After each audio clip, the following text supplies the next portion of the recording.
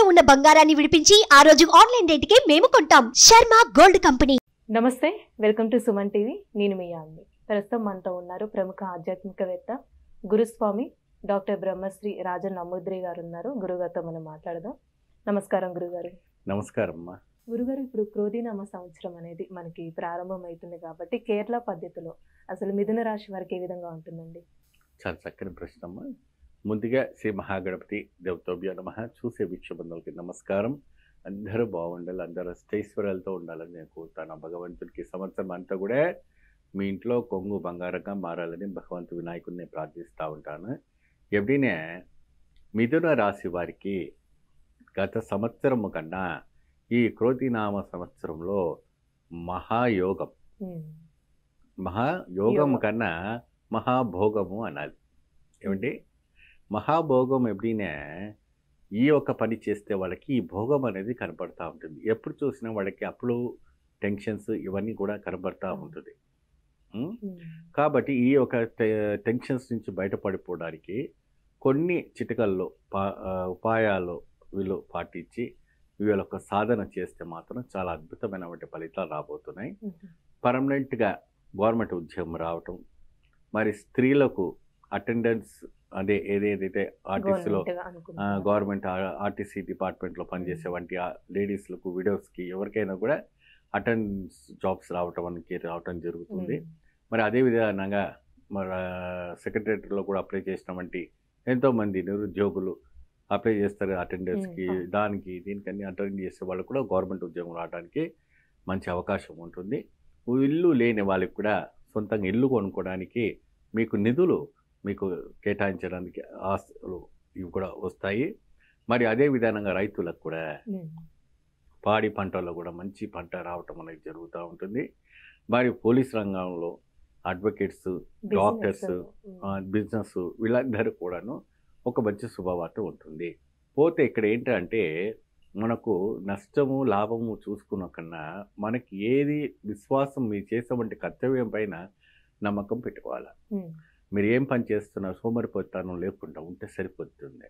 అంత మాదిరి మీరు ఒక పని చేసి పెడితే మీకు మంచి యోగదాయకం, మంచి అద్భుతమైనటువంటి ఫలితం రావటం అనేది జరుగుతూ ఉంటుంది.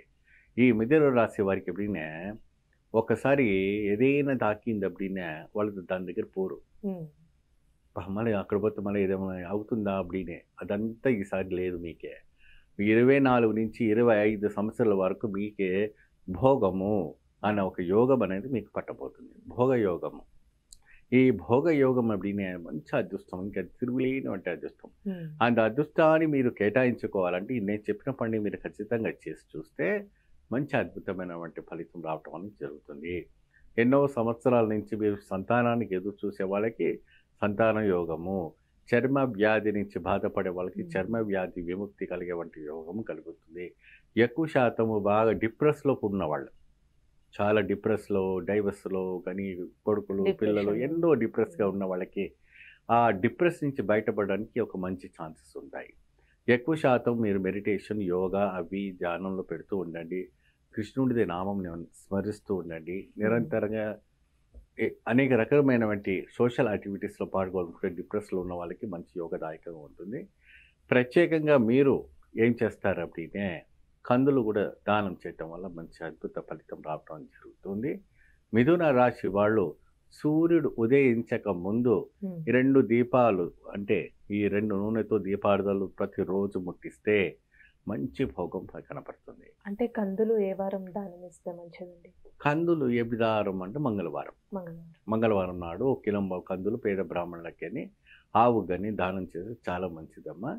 ప్రతి రోజున ఉదయం 5 నుంచి 6 లోపు తలస్నానం చేసుకొని, మీరు మంచిగా ఆరోగ్యవంతులుగా ఉంటే రోజు తలస్నానం చేసుకొని, లేదంటే నార్మల్గా స్నానం చేసుకొని 2 నూనెతో ఈ వత్తులు పెట్టి దీపార్థన, అమ్మవారి లక్ష్మీ పటం దగ్గర దీపార్థన చేస్తే మిథున రాశి వారికి భోగము పట్టబోతుంది.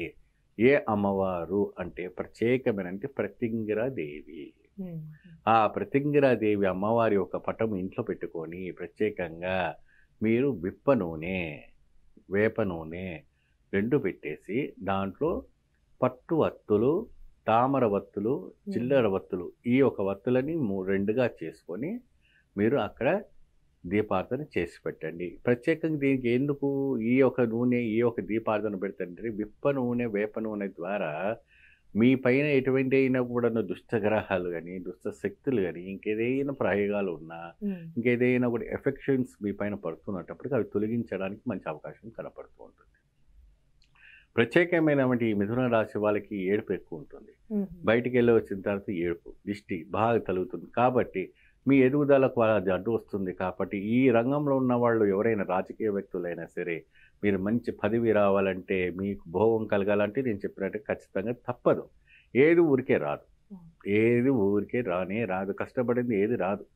ఏమా ఇప్పుడు మనం కూర్చున్న చోట కంచు రావాలి, ప్లేట్లో అన్నం పోవాలంటే పోదు కదా. మనం ప్రత్యేకంగా వెళ్ళి మనం ప్లేట్లో అన్నం వేసుకుంటే అన్నం అనేది కడుపులో పోతూ ఉంటుంది. ఏ రాజా? సో ఈ రకమైనటువంటి ఆలయ దర్శనం చేసుకొని, ఆలయ దర్శనం ఏది చేయాలంటే ప్రత్యేకంగా వినాయకుడు ఆలయ దర్శనం. ఆ వినాయకుడికి ఉడుములు, ఉండ్రాలు ఏదైనా మీకు తోచినంత నైవేద్యం పెట్టి స్వామివారికి 41 ప్రదక్షిణ చేసి 11 ప్రదక్షిణ చేయండి. ఈరోజు ఒకటో ఉంటుంది, 3 చేయండి, పర్వాలేదు. ఎందుకంటే టైం ఉండాలి కదా. వాళ్ళకి అంతే టైం చూసుకుంటున్నారు. ఈరోజు టైం చూడవలసిన అవసరం, దేవుని దగ్గర టైమే చూడవద్దు. ఎక్కడైనా టైం చూడండి, దేవుడి దగ్గర టైం చూడకూడదు. టైం చూడద్దు, లేటుగా అవుతుందని ఆలోచించవద్దు. దేవుళ్ళ దగ్గర ఎంత మీరు సేవ చేసుకుంటే అంత మంచి లాభదాయకం. చాలా చక్కగా తెలియజేశారండి. ధన్యవాదాలు. సర్వే జనం సుఖినో భవంతు.